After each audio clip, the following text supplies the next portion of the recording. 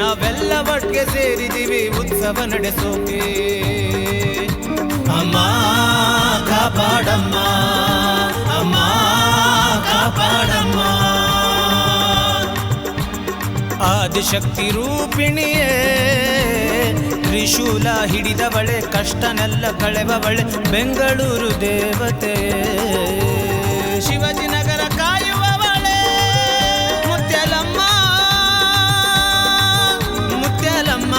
ಲಕ್ಷ ಲಕ್ಷ ಜನ ಸೇರ್ತಾರೆ ಬೆಂಗಳೂರಲ್ಲಿ, ನಮ್ ಶಿವಾಜಿನಗರದಲ್ಲಿ ನಡೆಸಿಕೊಡು ರಥೋತ್ಸವ. ತಾಯೇ ಕಾಪಾಡಮ್ಮ, ಸರ್ವಶಕ್ತಿ